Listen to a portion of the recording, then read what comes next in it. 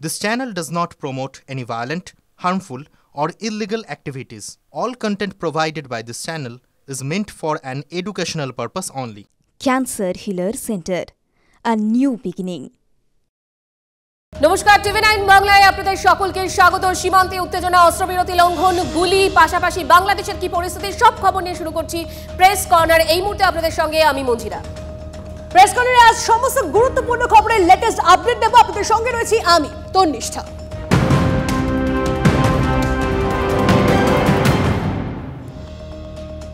তনিষ্ঠা, এই মুহূর্তে যে খবর আমাদের নজর রাখতেই হবে, নিউ টাউনের ঘটনা আমরা গতকাল জানি, আবারও খাস কলকাতায় তরুণীর শ্লীলতাহানির অভিযোগ এই মুহূর্তে সামনে আসছে।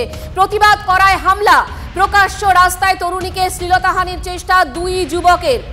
প্রতিবাদ করায় রাতের অন্ধকারে তরুণীর বাড়িতে ৩০-৩৫ জনের হামলা বলে জানা যাচ্ছে। ঘটনাটা কি ঘটেছে বিস্তারিত জানবো। সোমা এই মুহূর্তে আমাদের সঙ্গে রয়েছেন সরাসরি। সোমা, দেখো, গড়ফা থানা এলাকার এক তরুণী তার যে বক্তব্য, সে যে অভিযোগ করেছে যে 10 তারিখ রাতে স্থানীয় তার বাড়ির সামনে একটি রাস্তা, সে সারু মেয়েদের খাবার দিয়ে ফিরছিল। সেই সময় কিন্তু স্থানীয় দুই যুবক তাকে দেখে উত্ত্যক্ত করে এবং তার শ্লীলতাহানির চেষ্টা করে, তাকে অশ্রাব্য ভাষায় গালিগালাজ করে। তারপরে এই ঘটনার প্রতিবাদ করায় গতকাল রাতে তার বাড়িতে চড়া হয় 30-35 জন যুবক। সেরকমই কিন্তু অভিযোগ করেছে এই তরুণী। এবং সেই বাড়িতে, অর্থাৎ সেই ফ্ল্যাটে সেই তরুণী তার বাবার সাথেই থাকেন এবং তার বাবা অসুস্থ। সে অভিযোগ দায়ের করতে এই মুহূর্তে দেখো গড়ফা থানা, সেই গড়ফা থানায় এসে পৌঁছেছে সেই তরুণী। এবং সেই তরুণী যে মূলত যে অভিযোগটা করছে যে তার পাড়াতেই দুজন যুবক, স্থানীয় দুই যুবক তাকে উত্ত্যক্ত করে, তার শ্লীলতাহানির চেষ্টা করে। তারপরে কিন্তু সে প্রতিবাদ করায় গতকাল রাতে তার বাড়িতে 30-35 জন এসে হামলা চালায়, বাড়ি ভাঙচুরের চেষ্টা করে, সেরকমই অভিযোগ। সোমা, এই যে দুজনের যুবকের কথা সামনে আসছে, এদের পরিচয় সম্পর্কে কি জানা যাচ্ছে? এত উদ্ধত্ত, এত স্পর্ধা এরা পাচ্ছে কোত্থেকে? 30-35 জন রীতিমতো হামলা করছে। আমি তোমার কাছে ফিরবো, তরুণীর বক্তব্য শুনিয়ে নি দর্শকদের। কুকুরদেরকে খাওয়াতে যাই, খাইয়ে আমি বাড়ির দিকে আসার উদ্দেশ্যে আসছিলাম, তখন রাস্তা থেকে দুটো ছেলে হঠাৎ করে আমাকে তার মধ্যে দুটো ছেলের মধ্যে একটা ছেলে হঠাৎ করে খুব বাজে বাজে কমেন্ট পাস করে আমার বডির ওপর নিয়ে। সেগুলো আমি মেনশন করতে পারবো না, অনেকটাই অশ্লীল ভাষায় তারা বলছিল। তো সেই জায়গায় দাঁড়িয়ে আমি তাদেরকে গিয়ে যখন জিজ্ঞেস করি, তার মধ্যে যে বলছিল তাকে যে আপনারা কি আপনার মা বোনদের সাথেও এইভাবে কথা বলেন? তখন ছেলেটি বলে যে হ্যাঁ, আমি আমার মা বোনদের সাথেও এইভাবেই কথা বলি। তখন আমি তাকে দুটো চড় মারি। 3 দিন আমাকে ফলো করার পর যে আমি কখন বাড়ি ঢুকছি, কখন বাড়ির থেকে বেরোচ্ছি, কালকে আমার বাড়ির সামনে প্রায় 60-70 জনকে নিয়ে জমায়েত করে আমার বাড়ির সামনে রীতিমতো হামলা করা হয়।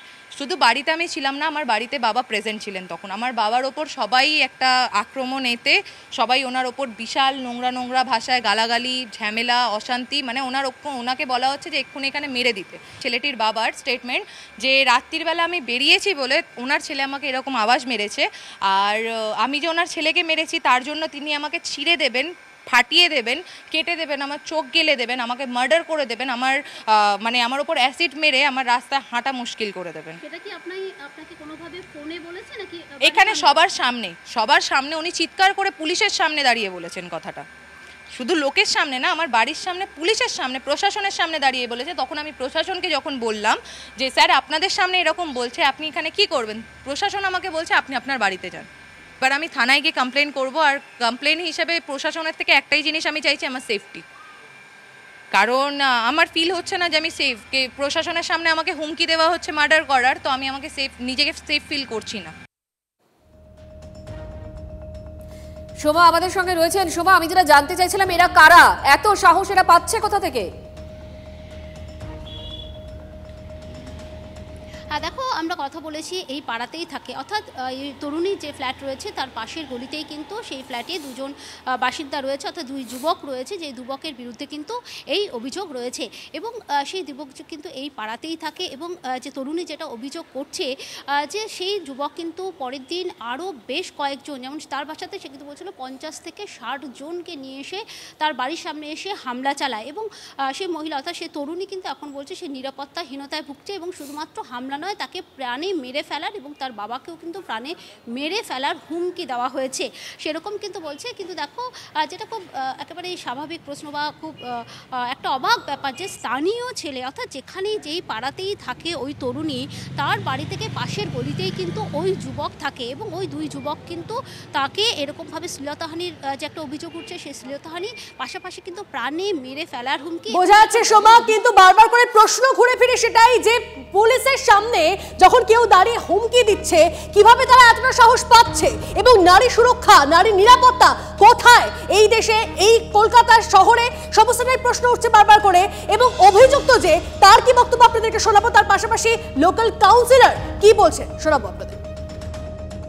দাঁড়িয়ে আমরা কথা বলছি আমার কাজের ছেলেদের সঙ্গে, হঠাৎ করে এসে আমাকে বললো আমাদের নামে কি বলছিস, একটা চড় মেরে দিল, ফাটাস করে চড় চোখের মধ্যে। তারপরে আবার 2-3 চড় মারলো দিদি আমাকে, বলে তুই আমাকে সবসময় টোনটিকেই করে। আমি পাড়া দিয়ে আসি যাই, আমি কারোর সঙ্গে কোনোদিন কোনো কথাই বলি না, আমি কারোর সঙ্গে কোনোদিন কথাই বলি না। এখানে আমার নিজের লোক ছাড়া আমি কাউকে যাকে চিনি না আমি তার সঙ্গে কথাই বলি না দিদি। থানায় কমপ্লেন করেছি দিদি। 25টা বছর এখানে রয়েছে, সবাই চেনে, আর ওরা এলো 6 মাস, চিনি না জানি না, ওকে বলে দিল। আসল শক্তি যদিও হয়ে থাকতো তখন প্রেসে খবর দেয়নি কেন? তো একা থাকতো তাহলে বলা যেত হ্যাঁ তুমি আমার নামে বলছো। এখানে দুজন কথা বলছে, তাহলে তোর নামে কি করে বলবে? যদি একটা চড়ও যদি মারা থাকে তাহলে গালে লাগতো। এমন চোখে মেয়ের চোখ দুটো তো পুরো অন্ধ করে দিয়েছে। এখন তুই কি চোখ দিবি? তুই দিবি তার গুণগানটা? ঘটনাটা যেটা ঘটেছে খুবই খারাপ ঘটনা, কারণ এটা ঘটানো উচিতই না, সে যেখানেই হোক। তো আমি এটা দেখছি আইনে কাজ করবে, আমাদের কাজ করব, আমি খোঁজ খবর নিই। পুলিশকে কিছু মানে বার্তা পাঠাবেন? পুলিশের সামনেই তো হুমকি দেওয়া হয়েছে।